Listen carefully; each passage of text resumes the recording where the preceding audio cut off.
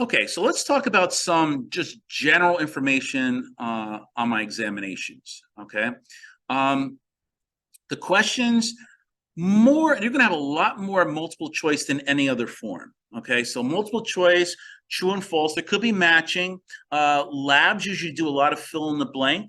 Okay, or short answer. When I say a short answer, we're looking at one sentence, two sentences tops, but usually you can answer to maybe two words or two or three words.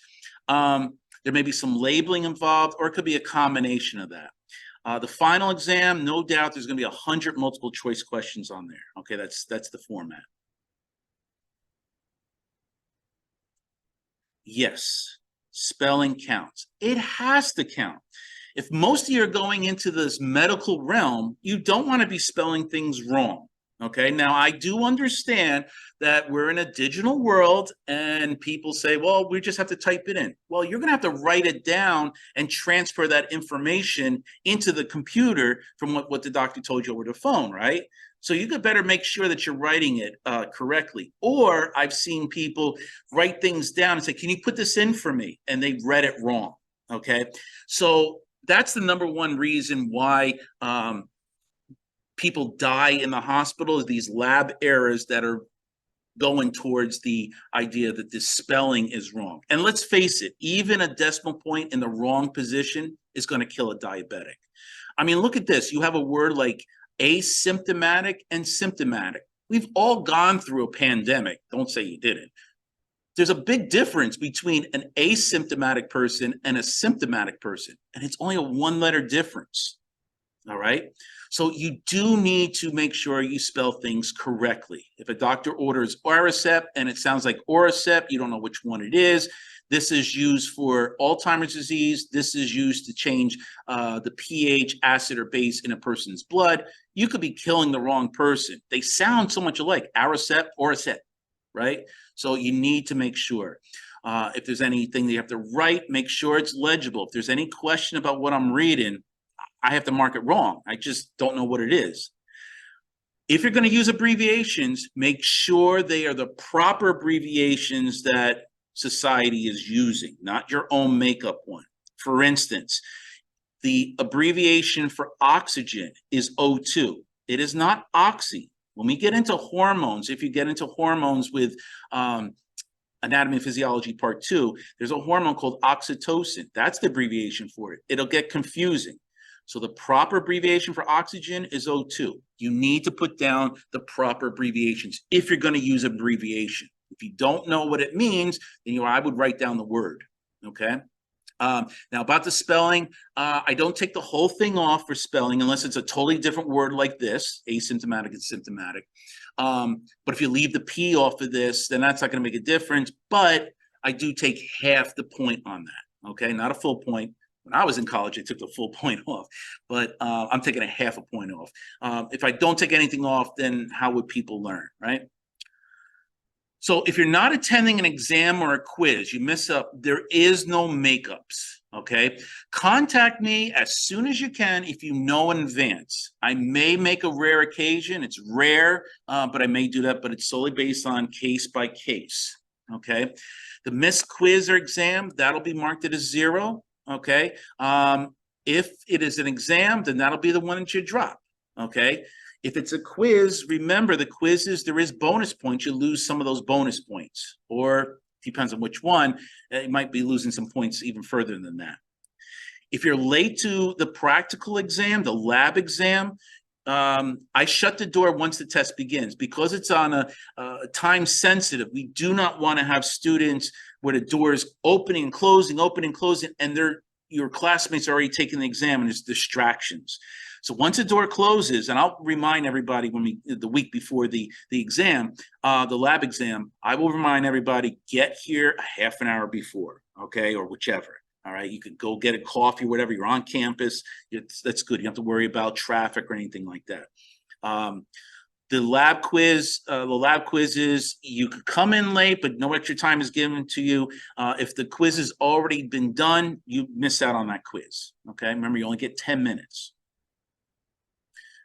The content of the exams, you'll see it in your syllabus. I'm not going to bore you with that, but there is 4 exams, 4 component exams. You could drop the lowest one, and then we're going to have one final comprehensive exam that does everything from day 1 to day whatever, the end, the day before the final exam.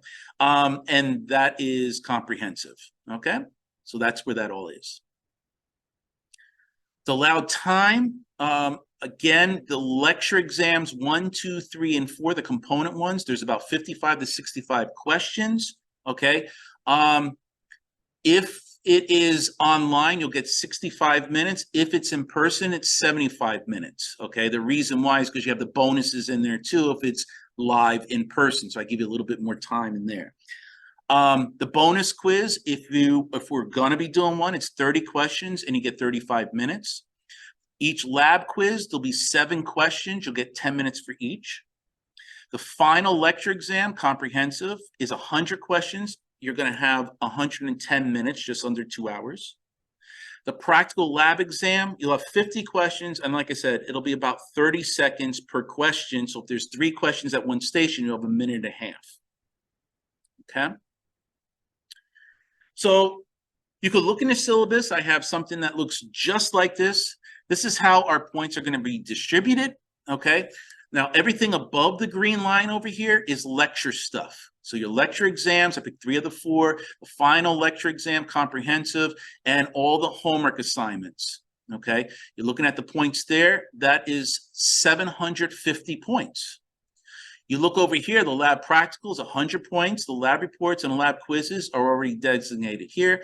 There's 250 points. Hey, 750, 250 comes to 1,000 points. Just move the decimal point. You can figure out that this is worth 30%, 20%, 25%, 10%, 10%, 5%, right? It's pretty easy. You're moving the decimal point over.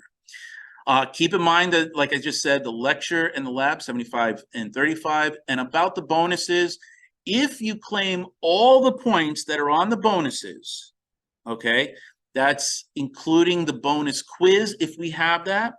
But you also get bonus questions on each one of the live exams, so you're not missing out on bonus points on there.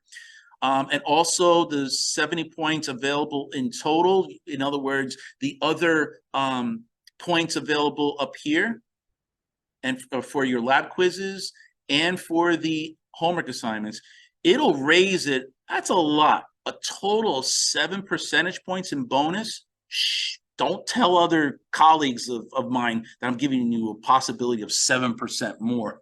All right, that's a lot there. Okay, so that's what that is.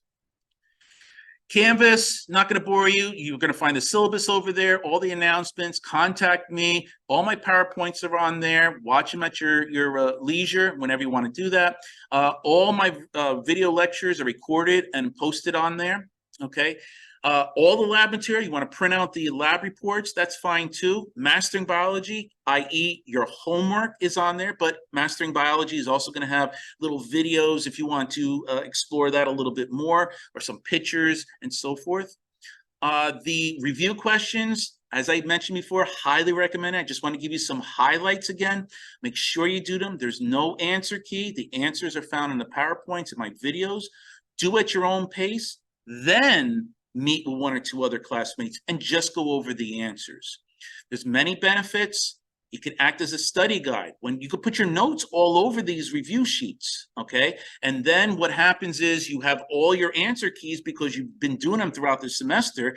And then when you study for the final exam, hey, reprint out all of those and your answer keys are already there, plus all your notes, okay? So it's great to do it that way. They're also good representation of the exam questions that you're going to get. And like I said before, 20 to 25% of my lecture exams will have these questions on them verbatim. Okay, so I'm encouraging you to do these. Okay, get a lot out of them. Just don't cheat. It's just not worth it. I could go into stories, which I won't. I mean, we've been doing this so long right now, but don't cheat. Don't even try cheating, okay?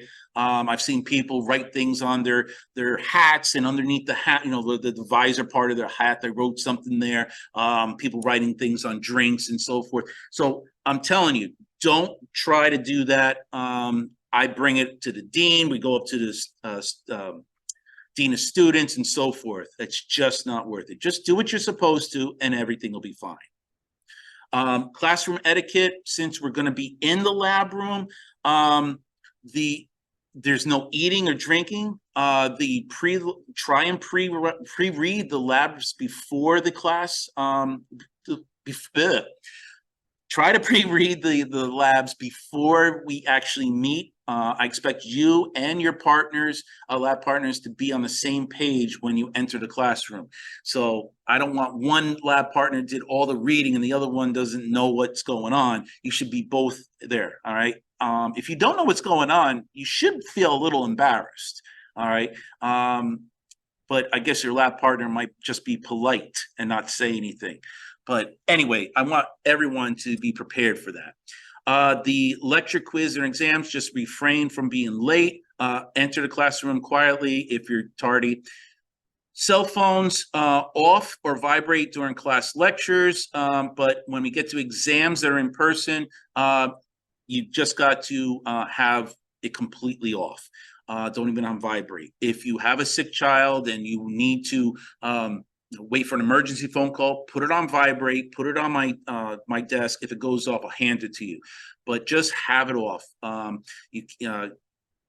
You'll get a 0 if I see any smartphones, smartwatches, cameras, calculators, AirPods, and any kind of digital device during an exam. Okay, just not tolerated.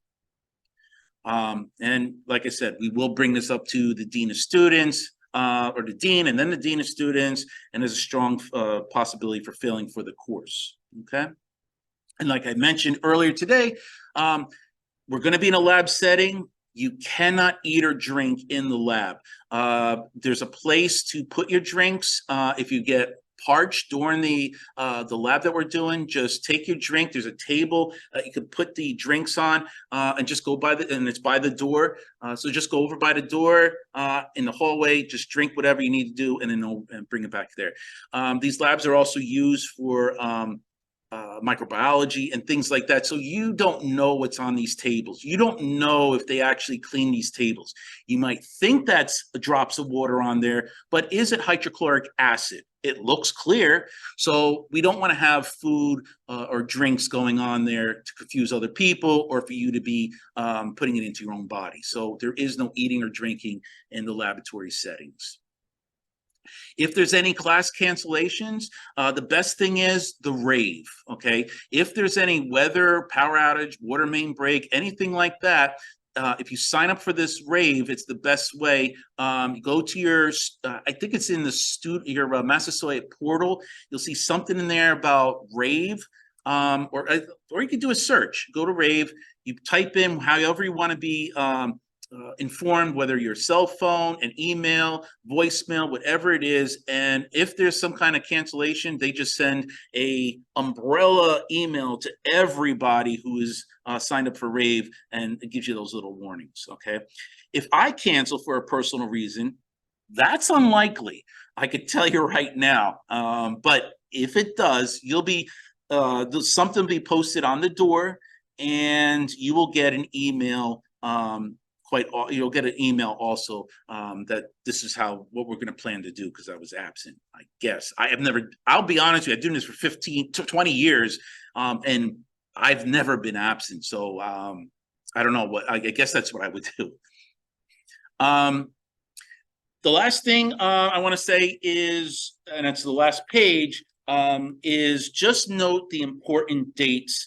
Make sure you know what the last day to drop a course, where you can get 100% of the refund back, and more importantly, it does not show up on your transcript. That's usually the first week or two that you can do that. We call it an add drop date. And then something towards the end of the semester, you could also withdraw from the course. However, you'll get a grade of W, and it'll show up on your transcript, okay? And that's pretty much it. There is other things, other pages that are in reference to, well, there's pages before these important notes, last page. You're gonna see things about the tutoring area. You're gonna see things about the, what other things are on here? I'm looking at it now. Participation policies, the academic advising, students with disabilities, basic needs, Office of Health and Wellness, grade appeals, incomplete grades, and so forth. You could read that all on your own. It's pretty straightforward, and you could go over there, okay? And remember, you've heard this saying, live like you're going to die tomorrow. I've heard that many times, but here's where I kind of add in my own teaching philosophy. Learn like you're going to live forever. Now, let me just say really quick,